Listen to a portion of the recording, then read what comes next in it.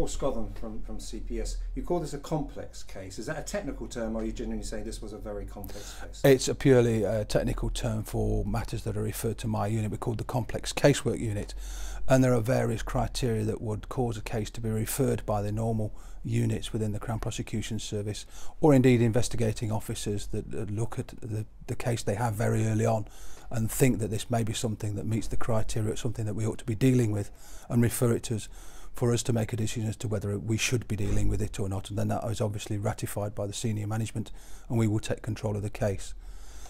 And just going back to the case, when were you involved from the start, and how much involvement, man hours, etc.?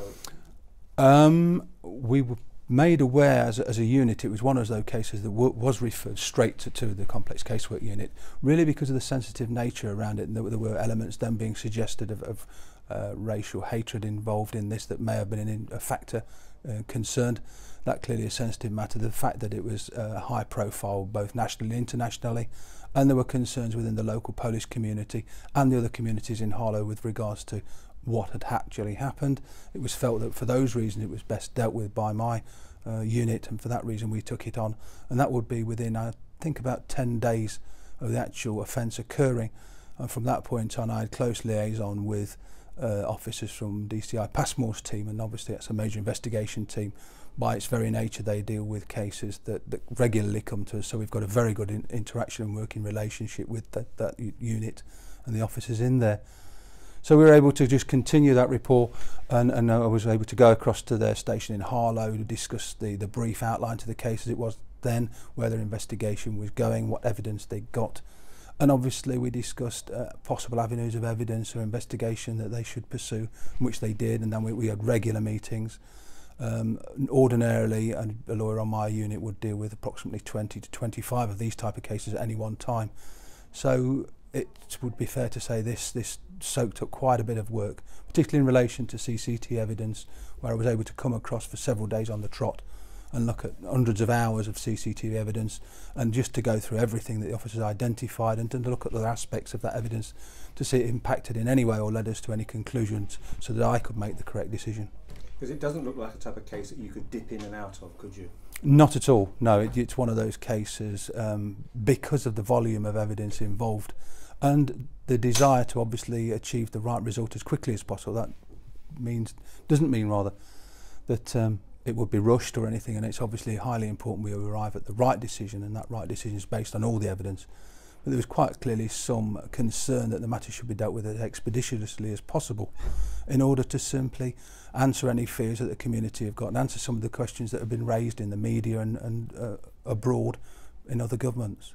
And that line, that decision to go for, not flippant the term, manslaughter and murder, can you just again go through that again, and when the decision was taken?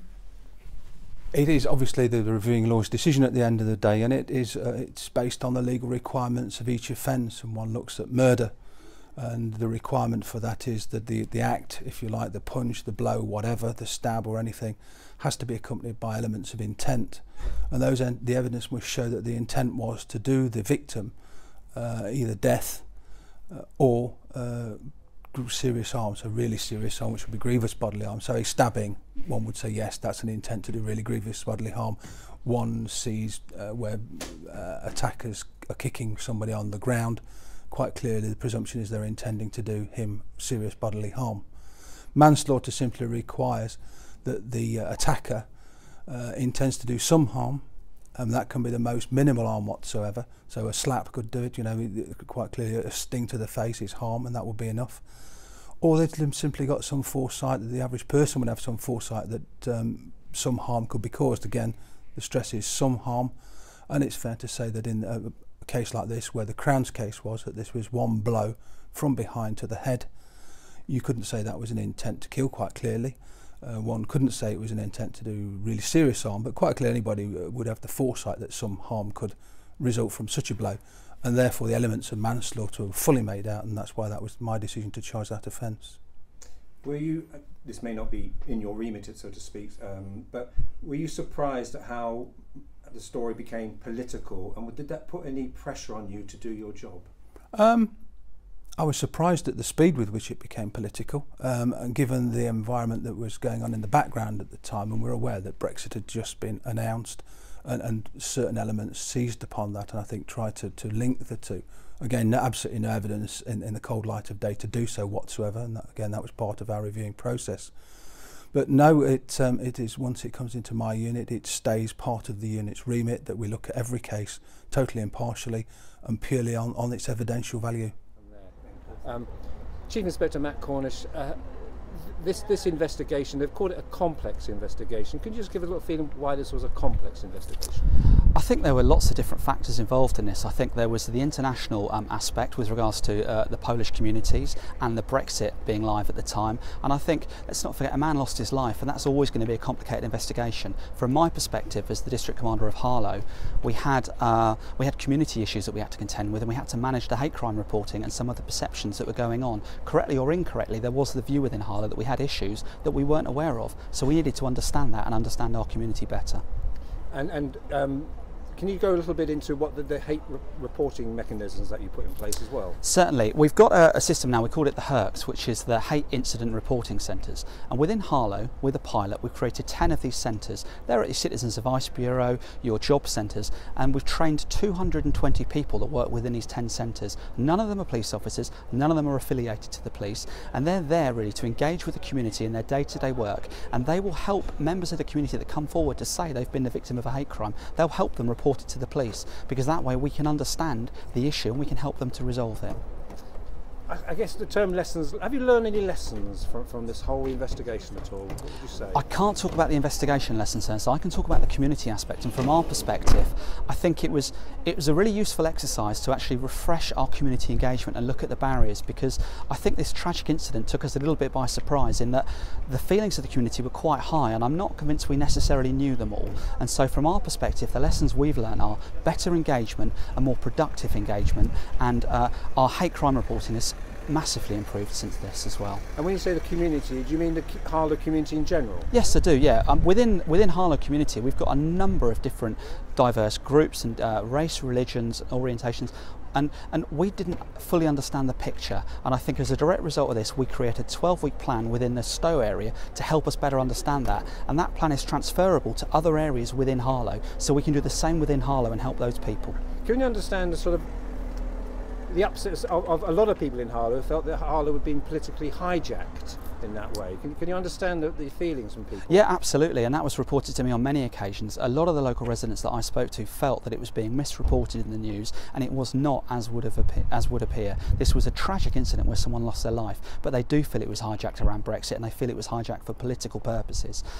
Clearly I can't comment on that, but I do understand those concerns. From our perspective, this was an incident where a man tragically lost his life, but it wasn't racially motivated, and there's nothing, the investigation has now demonstrated this was not a racially motivated attack. And finally, what about things like youth engagement? Where do you think you need to do more work on that within your confines? I think we are, and yeah, I think that's a very valid point. As a result of this incident, we looked at that and we realised we weren't doing enough. So with the Office of the Police and Crime Commissioner, we've actually had funding for a restorative justice consultant who's coming in and working with some of our local youth.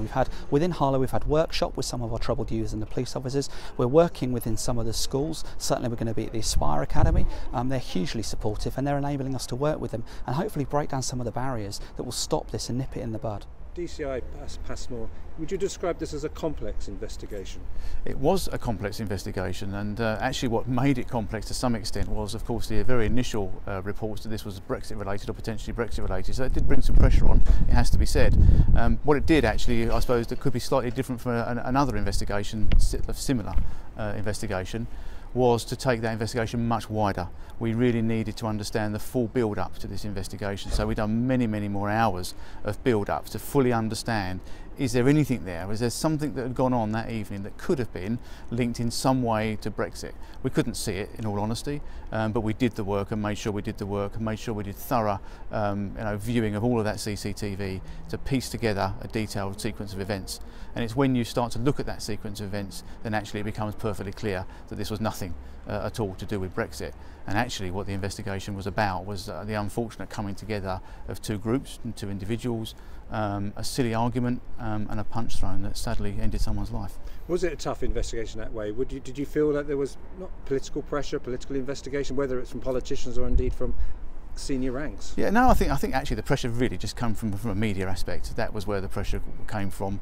Of course, there was comments made abroad about walking the streets of Harlow, etc. So that did put some pressure on us. But the way that we dealt with it was actually I made sure that the investigation team, led by Detective Inspector Stoughton, was able to get on with their day job and can carry on and do that thorough investigation, while I effectively managed the media aspect of the investigation. As you said, just going back to a lot of hard work, going through the CCTV, etc., and the interviews. Again, just take us back to how many man-hours were involved here? Well, I think there was about 100 hours effectively of CCTV that were viewed, but of course that's got to be viewed slow time. It's not just viewed once, it's viewed over and over again to make absolutely sure we haven't missed something, and frame by frame effectively. Of course, some of that evidence is going to go forward to build a prosecution case. So that has to be put into effectively a timeline, a sequence of events, and in a manner that of course explains exactly what went on that night to the jury, so they understand the truth and they understand exactly what went on.